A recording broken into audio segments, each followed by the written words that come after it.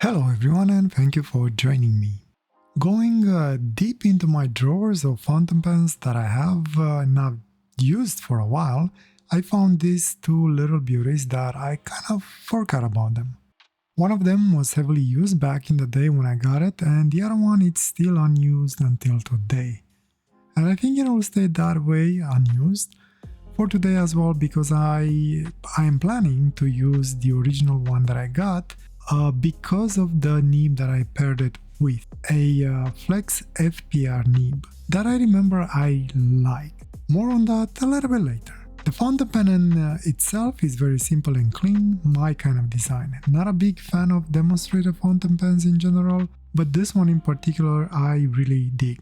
I like the simplicity that it has and how well that colorful section makes the fountain pen pops out.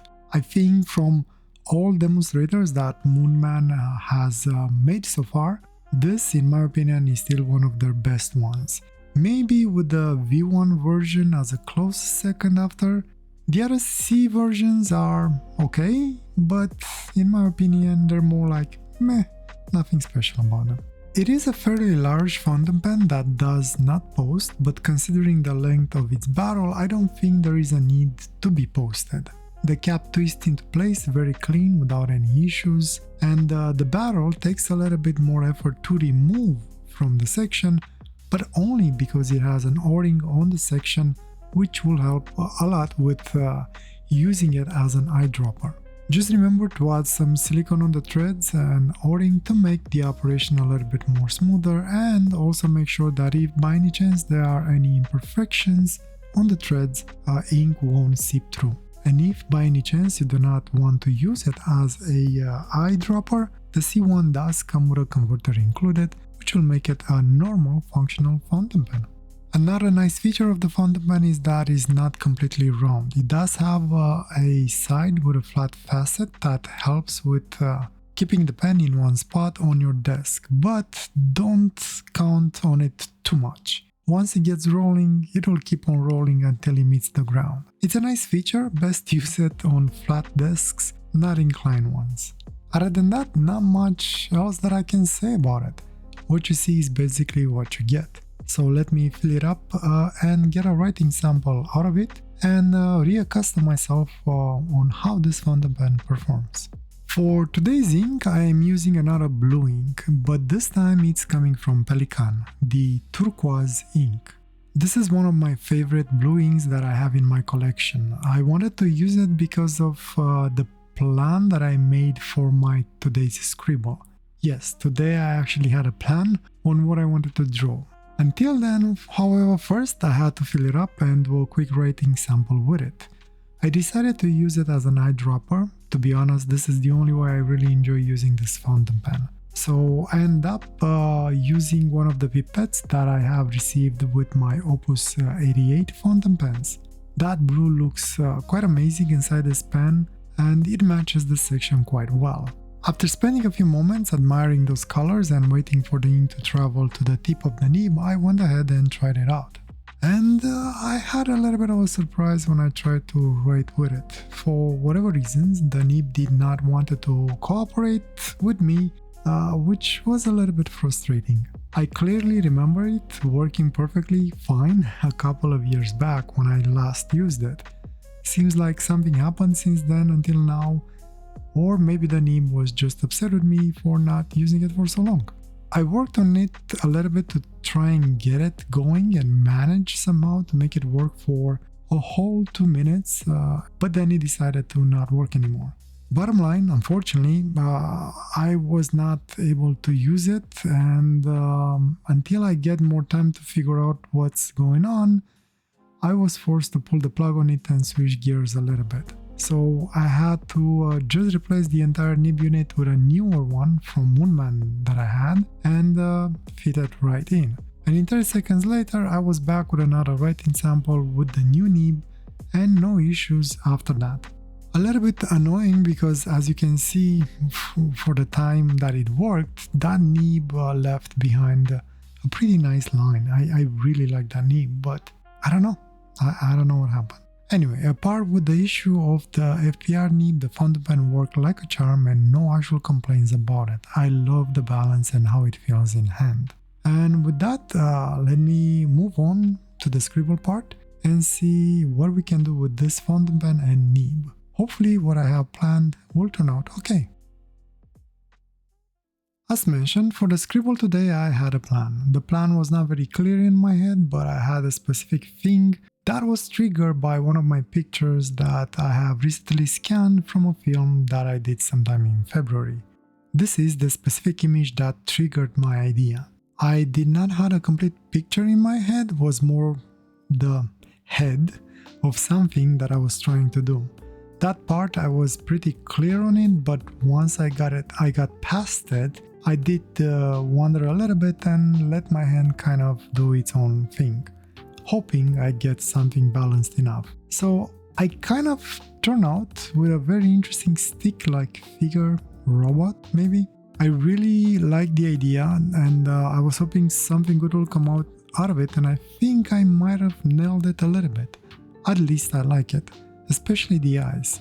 I was trying to have something like a stretched canvas where the eyes are, I guess, magically projected onto it, and with them, the being or the robot, it is able to observe the world around it. And as it turned out, it seems like it was very captivated by its own little stick figure hand. I believe this is my second odd robot that I have made. Maybe I will keep at it with new odd robots in the future, or from time to time, and slowly, basically build my own army and hopefully proceed to, well, take over the world. What else? There will be no capitulation. I wanted to say resistance is futile, but I remember that one is taken already. Sometime towards the end of the drawing, I also took a little bit of a risk. I guess I kinda was inspired by the section of the fountain pen. I was eyeballing it a lot during the drawing. I mean the red and the blues that it has. So the risk was that I end up bringing the Hong Dian D1 fountain pen back into play. I still had some red ink in it from last time I used it, which turned out to be just perfect for what I needed. I have to say that the red ink played very well with this blue Pelikan ink. I had no issue when they overlap or one ink trying to basically overtake the other one. Speaking of inks, this turquoise ink threw me off a little bit when I was trying to build up my layers. It shades in a very interesting way. The sheen doesn't stay across the ink blob that you put on the page, it actually gets pushed towards the edges of the blob. As such, I had a very hard time to actually build proper values because the darker areas, as it was drying, it was getting pushed towards the ends of that area that I was trying to cover. So I was stuck in this limbo of me trying to convince the ink to darken already in the center as well, and while it was wet it looked okay, but as it was drying, lighter tones were being revealed in the middle and the darker ones being pushed towards the edge of the area. No idea why it's doing this, but definitely an interesting ink to draw with. It brought out of me an odd sensation of frustration, but also amazement on how it behaved. So eventually I got defeated, obviously, so I accepted the ink as it was and embraced the blotches-like appearance that it creates in the areas where I was trying to bring some shade into. Not sure I will be using it again for drawing, maybe in the future. Maybe I will if I will try and approach a painting-like effect. I think that might work well for it. I don't know. But I do like the color by itself, and I think for writing it's an amazing ink. And as a drawing ink, it has its own character and you kind of have to embrace it and let it be. Almost like watercolor. As for the fountain pen, well, I have ink in it to be used for the next 10 years or so. I will have to find a way around and use it all up. Probably it will end up on my second sketchbook that I have and that I actually did not touch in a while now. More specifically since I did my last Scribble session. Been busy way too busy with work and been tired. Sometimes it's hard to find the time. Hopefully soon. I mean, as in I'll go back into doing some sketches in that sketchbook. Anyway, getting distracted in here by other things.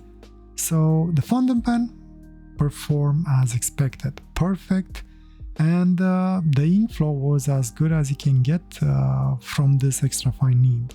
Not a gusher like the platinum fountain pen that I last reviewed, but very close.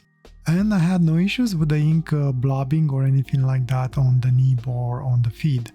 I know that the barrel is full and usually that is not when you get to have issues with burping, but from what I remember, I don't think I actually had any issues with ink burps even when the pen was low on ink. But then again, if he wants to prove me wrong, I'm sure he could.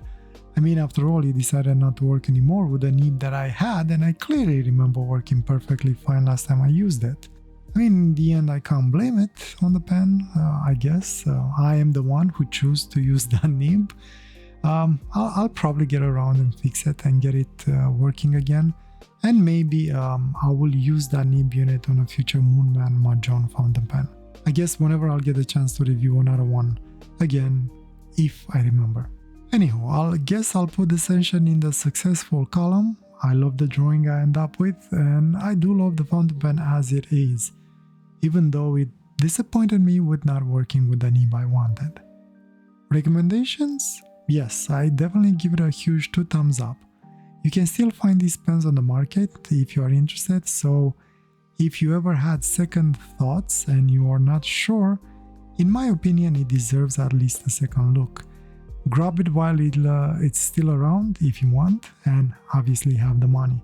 Don't waste your money if you don't have them to spare on another fountain pen. You probably don't need it. Do as I say, not as I do. With that said, enjoy the time-lapse of the rest of the Scribble in peace and quiet, and I will see you next time with, I don't know, another fountain pen, I guess. Leave your comments below like usual, and I'll get to them whenever I get a chance. Wish you all the best, and a wonderful day or night, wherever you are. Take care. Bye!